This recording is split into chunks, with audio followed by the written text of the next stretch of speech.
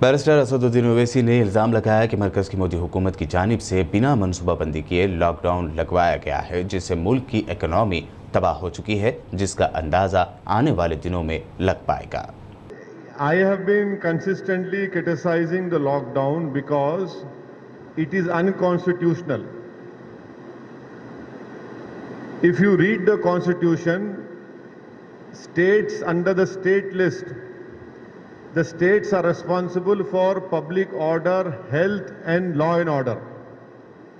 The government of India and the Modi government cannot violate the Constitution 7 schedule.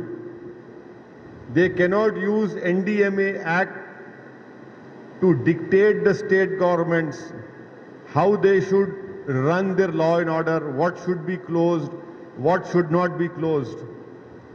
It is very unfortunate, and I don't know, I cannot answer your question, that why did the chief ministers accept this diktat or this unconstitutional diktat of Modi government?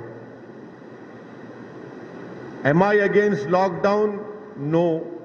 It had to be implemented, but it is for the states to decide when lockdown should be implemented, when lockdown should be lifted, what should be closed, what should not be closed.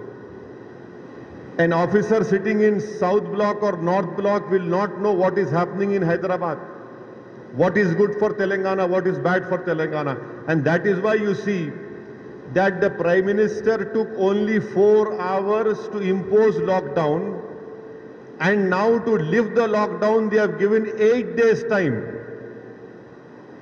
Lockdown के लिए 4 घंटे दिए गए, अब lockdown उठाने के लिए 8 दिन का टाइम मिल रहा है आपको।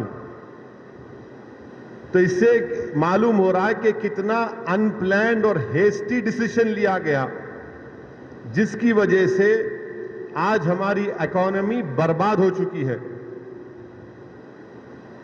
अगर 24-25 मार्च के बाद ही पूरे माइग्रेंट लेबरर्स को मोदी हुकूमत इनको वापस भिजा देती, कॉन्स्टिट्यूशन में माइग्रेंट लेबर्स की जिम्मेदारी भी गवर्नमेंट ऑफ इंडिया पर है। कॉन्स्टिट्यूशन में माइग्रेंट लेबर्स की जिम्मेदारी गवर्नमेंट ऑफ इंडिया पर है। अगर 24 मार्च के बाद एक हफ्ते के अंदर ये माइग्रेंट लेबर्स को जब भिजा देते, इसलिए कि 24 मार्च को सिर्फ 560 कोविड के केसेस थे, 560 केसेस थे, उसी वक्त उनको भिजाते जब वायरस ताकतवर नहीं था। अब आप मोदी सरकार के विजन देखो आप कि अब इकोनॉमी खोल रहे, पूरा लेबर जा चुका है और 1,85,000 के ऊपर वायरस के पेशेंट्स हैं इंडिया में, एक्टिव केसेस है। तो ये कौन सी प्लानिंग है, ये कौन सा विजन है? इसीलिए मैं कह रहा हूं कि लीगली ये अनकॉन्स्टिट्यूशनल है, ये अनप्लैन्ड है, और इनके गलत फैसले की वजह से पूरे मुल्क के गरीब बर्बाद हो चुके हैं। अभी आपको ये बर्बादी नजर नहीं आएगी, एक 15-20 दिन, महीने भर के बाद जब आप लोग बाहर निकलेंगे उनको अंदाजा होगा कि क्या हाल हो चुका है। तेलंगाना स्टेट गवर्नमेंट खुद कह रही है, चीफ मिनिस्टर का स्टेटमेंट है कि एफआरबीएम एक्ट को 3 से 5% जब करे तो उसके कंडीशंस लगाए वो गलत है।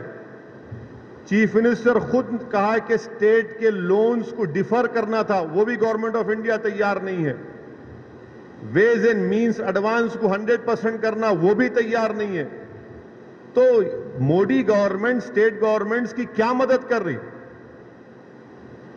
कुछ मदद नहीं हुई अब तक। इसीलिए स्टेट गवर्नमेंट्स के पास रेवेन्यू नहीं आ रहा। चीफ मिनिस्टर और तेलंगाना गवर्नमेंट का स्टेटमेंट आप लोग देखे होंगे, आप मीडिया कॉन्फ्रेंस कवर किए सीएम की, जिसमें तेलंगाना सीएम ने कहा कि तेलंगाना को 11,000 करोड़ का रेवेन्यू आता था महाना, अब वो जाकर 1200-1100 करोड़ हो गया। 3,000 करोड़ तो खाली तनख्वाहें देने को जाते हर महीना स्टेट गवर्नमेंट। तो मोदी गवर्नमेंट क्या सपोर्ट कर रही स्टेट गवर्नमेंट्स को? कोई सपोर्ट नहीं है। और ये जो 20 लाख करोड़ का ये जो बजट इकोनॉमिक पैकेज अनाउंस किया गया, उसको मोदी गवर्नमेंट ने कहा कि 10% ऑफ जीडीपी है।